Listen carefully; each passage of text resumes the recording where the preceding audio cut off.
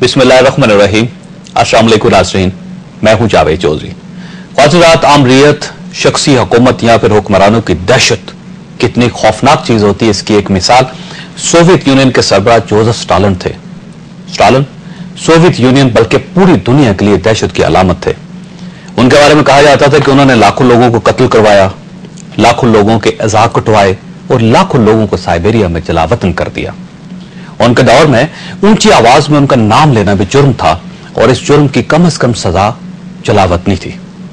आप स्टालिन के खौफ की एक मिसाल मुलाजा कीजिए कि जोसेफ स्टालिन एक बार ड्रामा देखने के लिए मॉस्को के सबसे बड़े थिएटर में गए। उन्होंने वहां सारा ड्रामा देखा। ड्रामा खत्म हुआ तो कास्ट स्टेज पर आ गए।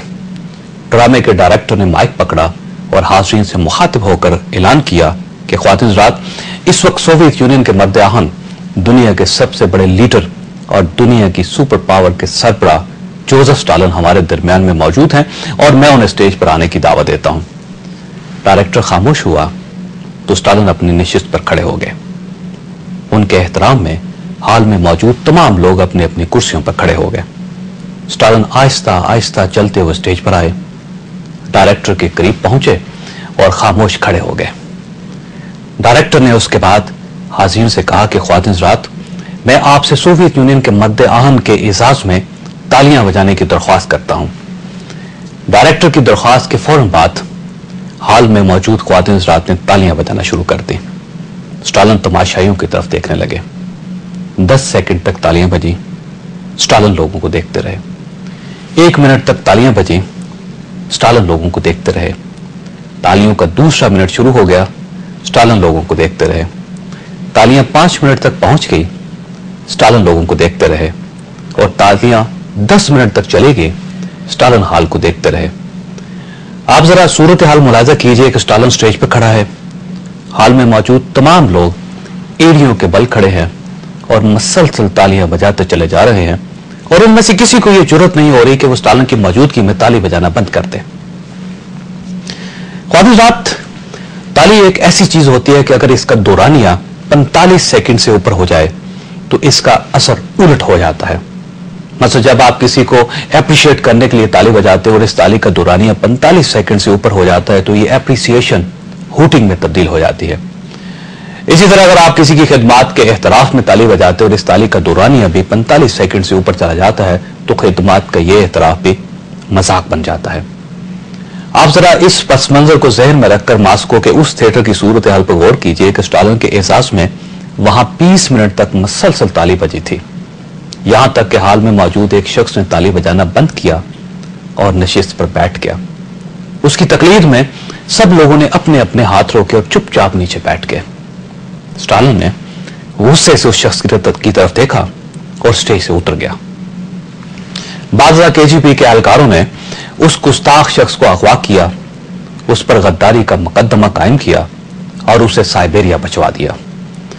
ख्वातिन-ए-हज़रात, यहां पर सवाल पैदा होता है कि स्टालिन ने ऐसा क्यों किया और 20 मिनट बाद ताली रोकने वाले उस शख्स का जुर्म क्या था। नाज़रीन, उस शख्स का जुर्म आमखाना सिस्टम और जालिमाना रवायत से बगावत था। वो शख्स मुनाफिकत के माहौल में 20 मिनट तक तालियां बजाकर थक गया था। चुनांचे उसने उस माहौल से बगावत का फैसला किया था। उसने ताली बजाना बंद की और नीचे बैठ गया। उसकी इस हरकत पर स्टालिन भान गया कि 2000 लोगों के मजमे में ये वो शख्स है जिसमें लीडरशिप की क्वालिटी है और इसका सबूत यह है कि ये जब बैठा तो सारे हाल ने इसकी तकलीफ में तालियां बंद की और नीचे बैठ गए। चुनांचे स्टालिन ने उसे साइबेरिया भिजवा दिया। ख्वातिन-ए-हज़रात, मुनाफिकाना, जालिमाना और अहमकाना निजामों को चैलेंज करने वाले लोगों का यही अंजाम होता है। निजाम और निजाम के सरबराह इन लोगों को उठाकर बाहर फेंक देते हैं या इन्हें अंदर बंद कर दिया जाता है। पाकिस्तान में इसकी ताजा तरीन मिसाल डॉक्टर अब्दुल कदीर और इफ्तिखार मोहम्मद चौधरी हैं। इन दोनों ने वही जुर्म किया था जो स्टालिन के सामने मौजूद शख्स ने 20 मिनट बाद ताली रोक कर किया था। चुनांचे पाकिस्तान का सिस्टम पहचान गया कि 17 करोड़ लोगों के इस मुल्क में डॉक्टर अब्दुल कदीर खान और इफ्तिखार मोहम्मद चौधरी दो ऐसे लोग हैं जो आवाम को इकट्ठा कर सकते हैं, जो लोगों को लीड कर सकते हैं और जो लोगों को सिस्टम से टकराने पर मजबूर कर सकते हैं। لہذا سسٹم نے ایک شخص کو قید میں ڈال دیا اور دوسرے کو نکال کر باہر پھینک دیا۔ خواجہ ڈاکٹر عبدالقدیر کا مستقبل کیا ہے؟ یہ کتنے دنوں تک آزاد رہ سکیں گے؟ یہ ہمارا آج کا موضوع ہے اور ہم ایک چھوٹے سے وقفے کے بعد اس پر گفتگو کریں گے۔ ہمارے ساتھ رہیے گا۔ ویلکم بیک ناظرین، ہمارے پہلے مہمان ہیں علی احمد کور صاحب، صدر ہیں سپریم کورٹ بار ایسوسی ایشن کے، ملک کے مشہور وکیل ہیں۔ ان کے ساتھ تشریف رکھتی ہیں ڈاکٹر شیریں مزاری صاحبہ، ترجمان ہیں پاکستان تحریک انصاف کی اور مشہور تجزیہ نگار ہیں۔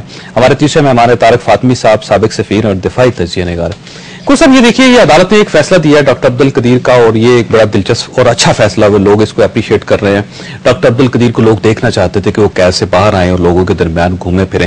آپ اس فیصلے کو کس نظر سے دیکھتے ہیں؟ نہیں، جہاں تک اسلام آباد ہائی کورٹ کی بات ہے، ہمارا کلیئر ایک پرنسپل سٹینڈ ہے، ہم صرف اس عدالت کو مانتے ہی نہیں، اس کی فیصلوں کو بھی نہیں مانتے، لہذا مزید بات کرنے کی ضرورت ہے۔ ان کے فیصلوں کو بھی نہیں مانتے؟ بالکل نہیں مانتے۔ یہ کیا سپریم کورٹ جس میں ڈوگر صاحب بیٹھے ہیں اس کے فیصلوں کو نہیں مانتے؟ یہ تو بہت چھوٹی جمعہ 8 دن کی اس کی پیدائش ہے، یہ کیا چیز؟ لیکن یہ فیصلہ بڑا اچھا ہے، لوگوں نے اس کو اپریشیٹ کیا ہے۔ بات یہ ہے کہ اگر ہم اسی طریقے سے ہم بات اس طرح، تو ڈوگر صاحب اور اس کے ساتھ باقی ساتھی بیٹھے ہیں، کل اگر کوئی فیصلہ دے دیتے ہیں، بات فیصلے کی اچھی اور برے کی نہیں ہے، بات تو یہ ہے کہ اس کی حیثیت کیا ہے۔ اس وقت جب سپریم کورٹ کا آئینی طور پہ وجود نہیں رکھتی، جو بھی سسٹم اس ملک میں ظلم یہ ہو رہا ہے، ستم یہ ہو رہا ہے اس وقت، جو کہ غیر آئینی طور پہ ڈوگر صاحب بیٹھے ہیں، اگر وہ غیر آئینی طور پہ اور حقیقتاً ہے اور ساری دنیا مانتی ہے، اب تو ہمارے ساتھ 17 کروڑ عوام ہے، لہذا جو پورا سسٹم ہے ایک تحصیل کے لیول تک، جو جوڈیشل مجسٹریٹ اور جو سول جج بیٹھا ہے، یہ سارا سسٹم غیر آئینی طور پہ چل رہا ہے۔ کوئی یہ تو اسلام آباد ہائی کورٹ تو کوئی حیثیت نہیں۔ لیکن اس میں ایک جو بات ہے کور صاحب، ویسے میں مدد چاہتا ہوں، آپ کے موقف کے ہو سکتا ہے خلاف اور میرے اپنے ذاتی موقف کے بھی ہو سکتا ہے خلاف ہے، لیکن بعض چیزوں کو تسلیم کرنا پڑتا ہے۔ یہ ہے کہ جب افتخار محمد چودھری صاحب چیف جسٹس سے، ہم سب نے ان کے لیے تحریک چلائی، ہم اب بھی تحریک چلائیں گے، ہم جب تک وہ بحال نہیں ہوں گے تحریک چلائیں گے، میڈیا آپ کا ساتھ دے گا اسلام۔ لیکن جب تک افتخار محمد چودھری صاحب بیٹھے ہوئے تھے اس وقت تک تو ڈاکٹر عبدالقدیر کو رہائی نصیب نہیں ہو سکی، انہوں نے سو موٹو ایکشن نہیں لیا۔ لیکن وہ کورٹ جس کو ہم لوگ باقی معاشرے کے لوگ تسلیم نہیں کرتے، اس کورٹ نے اتنا بڑا انیشیٹو لیا ہے کہ انہوں نے ڈاکٹر عبدالقدیر کو رہا کر دیا۔ دیکھیں، بات پھر ڈاکٹر صاحب کی نہیں ہے، بات آئینی طور پہ میں جس مینڈیٹ کے ساتھ بیٹھا ہوں یا جس کے لیے لوگوں نے مجھے اور میرے ساتھیوں کو الیکٹ کیا، ہم ایک تحریک کے حوالے سے ہیں۔ مجھے اس تحریک سے پہلے کون جانتا تھا؟ کوئی نہیں جانتا تھا۔ میرے ساتھ جو باقی دوست بیٹھے ہیں، آپ اندازہ لگائیں، سپریم کورٹ کے جیسے انتہائی سینئر جو ہمارے ساتھی ہیں ممبران، ایک کلائمیکس پہ ہوتا ہے وہ وکیل جب اس سپریم کورٹ کا ممبر بنتا ہے، اس میں ایک اتنی باری تعداد میں، اور یہ بھی آپ کی علم میں ہے کہ ایک جو ہمارے جو مخالف ساتھی تھے، میں اس کو بہت واضح نہیں کرتا ہوں، کتنی زبردست میرے لیے میرے خلاف ایک کیمپین چلائی گئی، پیسہ خرچ کیا گیا، کروڑوں روپے خرچ کیا، اس کے باوجود اگر لوگوں نے ہمیں اور میرے ساتھیوں کو الیکٹ کیا ہے، اور ایک وہ ورکر جو ایک وہ ہمارا ساتھی جونیئر ساتھی جو سپریم کورٹ کے ممبر بننے کے لیے اس کو 20 سال کا عرصہ درکار ہے، اس نے بھی محنت کی، تو ہمارا صرف مینڈیٹ یہ ہے کہ ہم صرف یہ چاہتے ہیں کہ اس ملک میں جو غیر آئینی اور غیر قانونی عدالتی سسٹم ہے، جو ظلم اور بے انصافی ہو رہا ہے، جو اس ملک میں آئین اور قانون کو اٹھا کر پینٹ دینے کی ریت اور روایت ہے، اس کے خلاف ہے۔ لہذا ہم یہ چاہتے ہیں، جس دن ہم یہ چاہتے ہیں کہ چودھری افتخار صاحب آئیں گے اور 2 نمبر والی پوزیشن پہ آئیں گے، اس کے بعد آپ بالکل اب تک جو کچھ ہو رہا ہے غلط ہو رہا ہے، سب غلط ہو رہا ہے۔ اوکے ڈاکٹر صاحب، یہ بتائیے گا کہ یہ کچھ سازشی ایک ہوتی تھیوری ہمیشہ کہ جو بھی کوئی فیصلہ ہو جاتا ہے اس کے پیچھے کوئی نہ کوئی سازش نکالی جاتی ہے۔ ڈاکٹر عبدالقدیر کے بارے میں جب سے یہ رہا ہوں، ایک نئی چیز سامنے یہ آئی ہے کہ یہ ایک اور ڈرون حملہ ہے گورنمنٹ کے اوپر، کیونکہ باہر سے جو پریشر آئے گا اس کو گورنمنٹ اب برداشت نہیں کر سکے گی۔ دیکھیں جی، پہلی بات تو یہ ایک انسان جس کو آپ نے انلیگلی ڈیٹین کیا، جس کے خلاف کوئی قانون کی خلاف ورزی نہیں تھی، انہوں نے کوئی پاکستان کا قانون نہیں توڑا تھا، تو ان کو ان کے لیے تو ان پہ تو کروئل ڈرامہ کھیلا گیا نا کہ جی اب لیگل طریقے سے سو کالڈ ان کو رہا کیا گیا، ان کو کبھی اریسٹ ہی میں اندر ہاؤس ریسٹ رکھنا ہی نہیں تھا۔ تو میرا خیال میں کہ یہ اتنے سالوں جو ان کے ساتھ ظلم اور زیادتی ہوئی ہے، یہ ایک چلے جو بھی جس طریقے سے بھی ریکٹیفائی ہوئی ہے، ہم کہتے ہیں اینڈ ریزلٹ اچھا ہے، مینز اس کا یہ مطلب